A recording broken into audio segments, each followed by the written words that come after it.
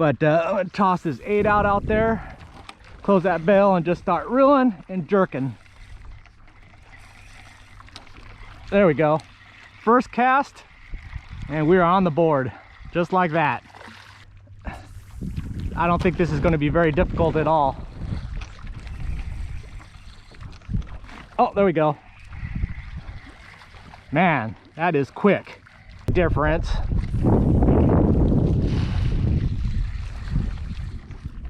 Oh, there we go. 3 for 3. Like, man.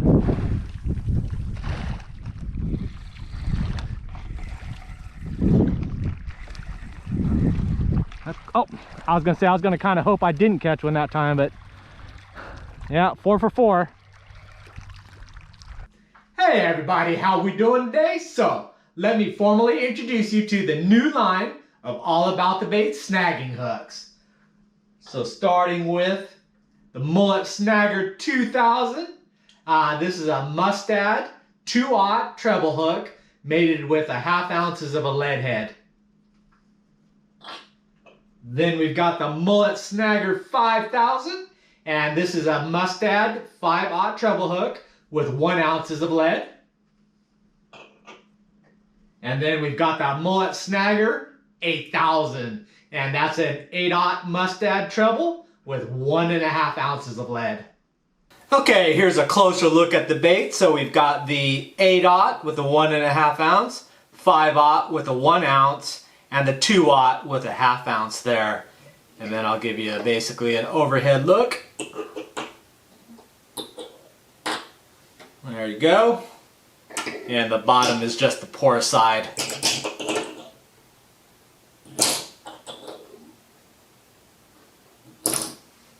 Now the main reasons for carrying these mullet snaggers, as the name implies, is for the mullet, or in particular the mullet run. For those that don't know, basically a couple of times a year there's a massive migration of mullet. They push down from the northern edges of the Gulf of Mexico, as well as more of the northern parts of the eastern Atlantic seaboard. Generally when the weather triggers, the temperatures drop up north, that kind of sends a signal out, and then they start pulling them out of all their little estuaries and areas up there, and they start funneling down to South Florida and warmer water, pass through the Keys and beyond. Basically what they're doing is just food and spawning, okay? Then once that's completed, generally when the water starts warming up again in spring, summer, then they start migrating back up again, okay? For fishermen, what that means is those predator fish that are following right along with that mullet run and those big schools, you have the sharks, you have the cudas, you have the big jack crevalles, you have the tarpon, okay? You have all those just following along those schools, and they'll see them busting and just chasing after those big mullet. But then there's a third subspecies of that, which is all the bottom feeders, the ones that are eating up all those pieces that are torn off and shredded from those cudas and sharks and jacks and tarpon when they attack those schools and bust up those the mullet, and those pieces kind of sink to the bottom. They snatch those up, okay? So they're following along. And so for fishermen, oh, that's the golden time to catch all those species from top to bottom. But yes, you can throw artificials, but it's really hard to challenge a live bait when you have that much quantity of live bait out there. So the second part for these mullet snagging rigs are for those that can't throw a cast net or aren't able to throw a cast net, or you're in an area where it's not practical to throw a cast net. Mullet are basically filter feeders, plankton eaters, vegetarians, so they're not really caught on hook and line predominantly, especially these that are migrating and just on the move. And plus there's such massive schools of them, it's really hard to try to get a bait in front of them that they're going to be eating. So the main ways to catch them are 1, throwing a cast net on them, or 2 is snagging.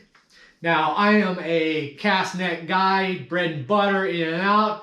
But even I don't necessarily want to cast net them all the time. When I'm needing a bunch of them, like if I'm tarpon fishing and I need a bunch, then yeah, I'll throw the cast net. But there's quite a few times where I just want one. So like if I'm doing cut baiting, or if I'm just tipping a jig and I just want just one of them to cut up, I don't want to throw my cast net or even bring it out because it's a mess. You have to bring it out, sort it out, get organized, throw the cast net. They tend to be these really packed in schools, so you usually end up getting a whole bunch of them that you don't want, and that's kind of destructive and wasteful. They're mostly probably survive, but then you will get some that get damaged enough that they'll just die, and you only want the one, so it's not very efficient there. Plus, when you're done, you got a stinky, slimy, scaled up net, mullet guts and slime everywhere on your boat or kayak, and it's all for just that one.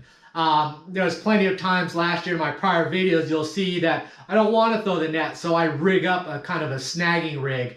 I'll get a weight like an egg sinker, tie it to the end of the line, and then I'll tie a couple of treble hooks on the actual main line and use that as kind of a makeshift snagging system. And eventually it would work because there's so many of them, and I would get one. Or I would take one of my All About the Bait jig heads, tie one to the end, either use it just like that or put a couple of them in line so they're just hanging on the main line, and basically use that as kind of a just multiple prong setup, and that would do it.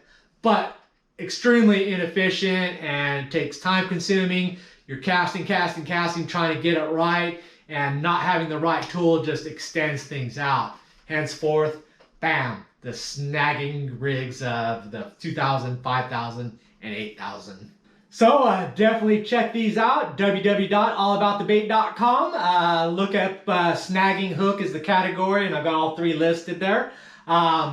Definitely recommend these. I'm going to be personally using these from now until the mullet run is over in April-ish, May. Definitely with the big tarpon coming, it's going to come in handy. I definitely, when I need a bunch, like I said, I'll cast net them when I'm going to bucket load a bunch, but a lot of times I don't need to do that. I just need one at a time, and this is the route that I'm going to go for. And all in between there, you'll see my last video was awesome. I think he's got it. I think he's got it. Oh, get him out of there. Oh, look at him. Look how big that is. Oh.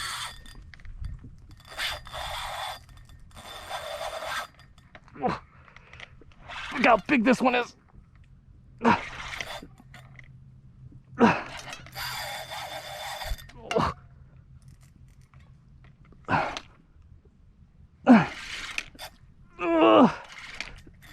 No, this is a big gold dude. No, no, anchor, stay on. We got him out. You got him out. Oh my gosh. Oh, oh. No, dang it. He's gonna get in there deep. A second. Oh, not this way. Yeah. Oh. Just had a massive day, and it was all due to the cut mullet. So even though those big predators might not be around yet, all those other fish are definitely gobbling up these mullets. So if you're sitting on the sidelines because you can't throw a cast net, or they're just staying out of range of your cast net and you just can't get them, pull one of these babies out, throw it on your rod, and just snag them and get in the game. So anyways, check them out, www.allaboutthebait.com. Bye.